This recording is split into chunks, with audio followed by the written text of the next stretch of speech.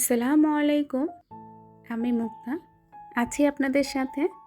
জীবনের diary YouTube চ্যানেলে আপনাদেরকে আরও একবার স্বাগত জানাই। দূরে এবং কাছে, দেশ এবং দেশের বাহিরে যে যেখান থেকে ভিডিওটি দেখছেন, আশা রাখি সবাই ভালো আছেন। আলহামদুলিল্লাহ, আমরাও বেশ ভালো আছি। সংসার এমন একটি জায়গা যেখানে শুধু মায়া আর মায়া, যেদিকেই তাকাই সেদিকেই মায়া।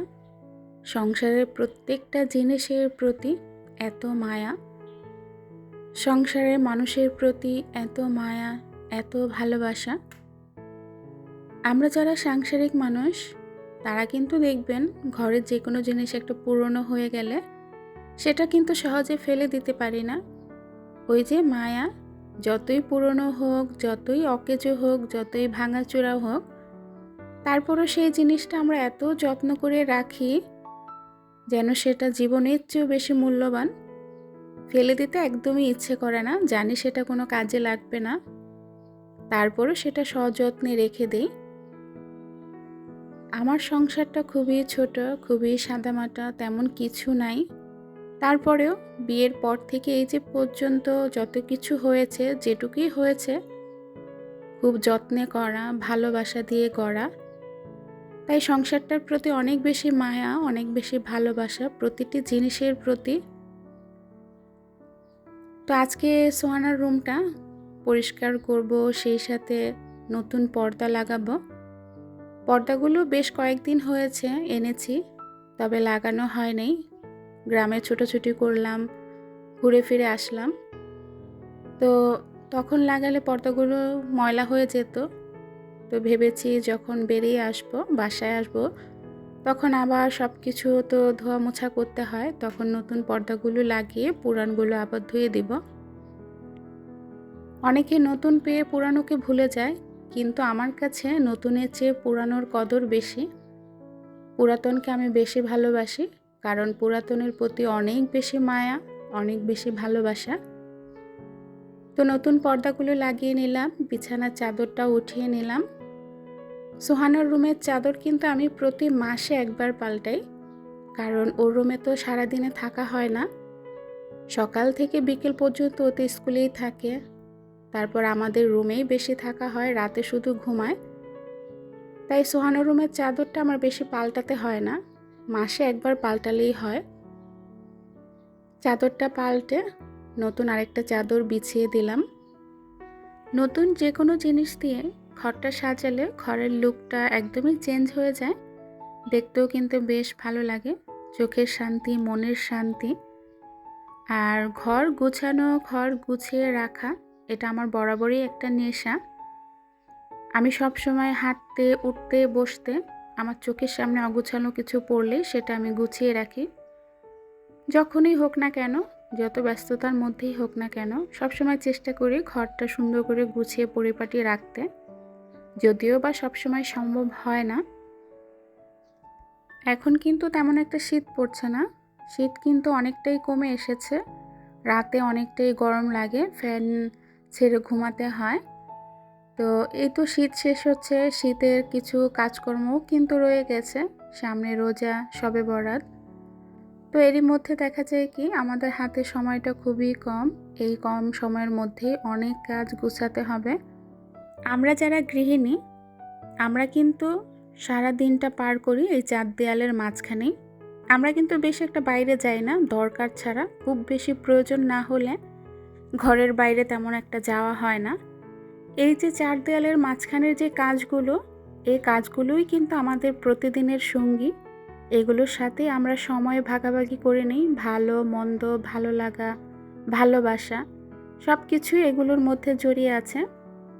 প্রতিদিন সকালে ঘুম থেকে উঠে ধুলোবালি মোছামাছি, পরিষ্কার করা, পরিপাটি করা, এগুলো যেন আমাদের ভালোবাসার একটা অংশ। তো যাই হোক, সোহানার রুমটা খুব ভালো করে পরিষ্কার করে নিচ্ছি। টেবিলটা প্রতিদিনই গুছাতে হয়, কারণ আমার মেয়েটা একদমই এলোমেলো। সকালে স্কুলে যাওয়ার টাইমে বই খাতা নেয়, আর কিছু বই খাতা এলোমেলো করে রেখে যায়। সেগুলো আবার আমি যখন ঘর গুছাতে আসি তখন একদম গুছিয়ে পরিপাটি করে রেখে যাই। আবার যখন বিকেলে কোচিংয়ে যায় তখন আবার সেই একই অবস্থা, বই খাতা এলোমেলো করে। আবার সন্ধ্যার টাইমে আমি গুছাই। এই হচ্ছে আমার অবস্থা। যাই হোক, এগুলো করতে আমার ভালোই লাগে, সময়টা কেটে যায়। আর ঘরের ধুলোবালি এগুলো হচ্ছে আমাদের নিত্যদিনের সঙ্গী। এগুলোর সাথে সারা দিনের সময়টা ভাগাভাগি করি। তো টেবিলটা খুব ভালো করে পরিষ্কার করলাম, মুছে নিলাম। আবার দেখবো 2-1 ঘন্টা পর এসে এখানে আবার ধুলোবালি এসে জমা হয়েছে। কি আর করা, এভাবেই প্রতিদিন আমাদের কেটে যাচ্ছে।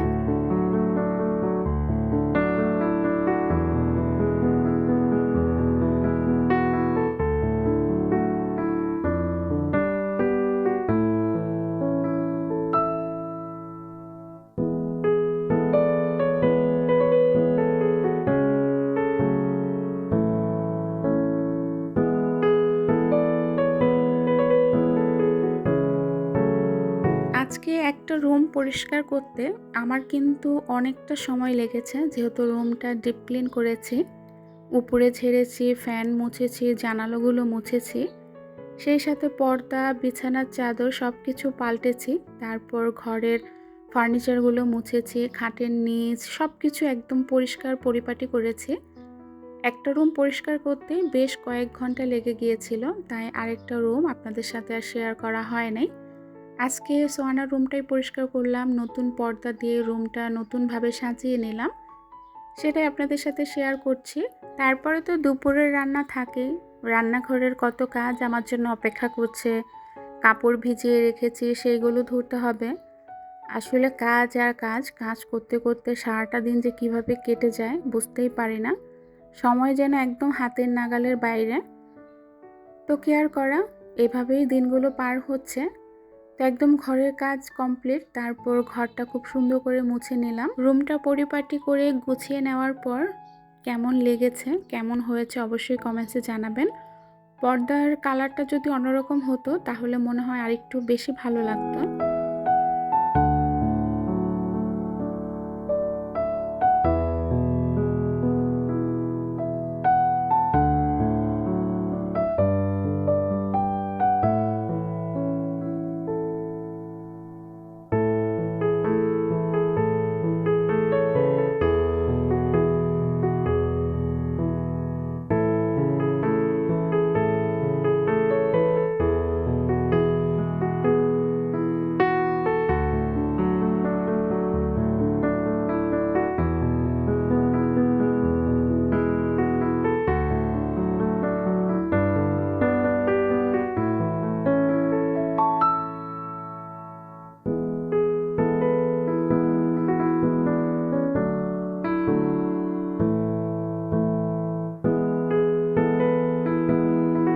ঘরের কাজগুলো সেরে চলে এসেছি রান্নাঘরে।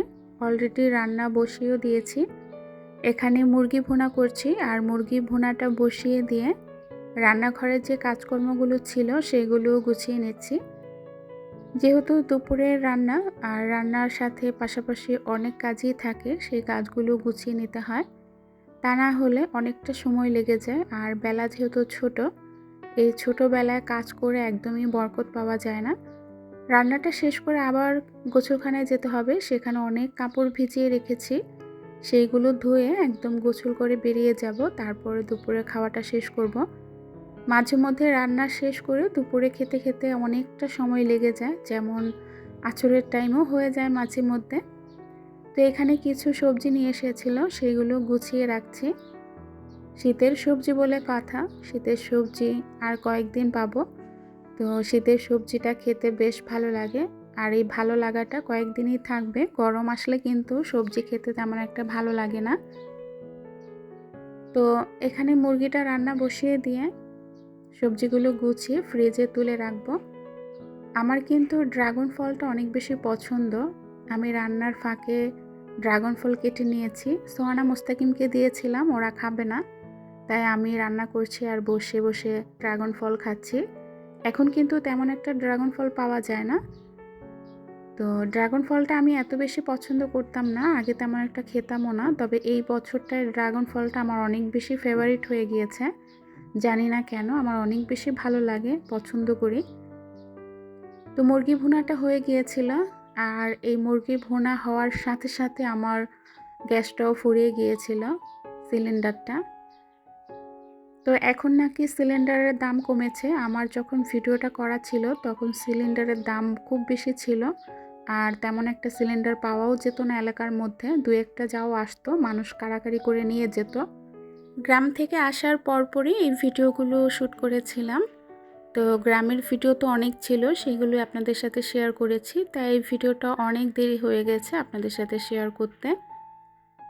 তো যখন সিলিন্ডারটা শেষ হয়ে গিয়েছিল তারপরেই কিন্তু আমি আবার একটা ইলেকট্রনিক জিনিস কিনেছি রান্না করার জন্য। তো সেটা আবার আগামী ভিডিওতে আপনাদের সাথে শেয়ার করব। তো দুপুরে যখন সিলিন্ডার শেষ হয়ে গিয়েছিল, আপনাদের ভাইয়াকে ফোন দিয়ে বললাম যে সিলিন্ডার তো শেষ হয়ে গিয়েছে, রাতে কিভাবে রান্না করব।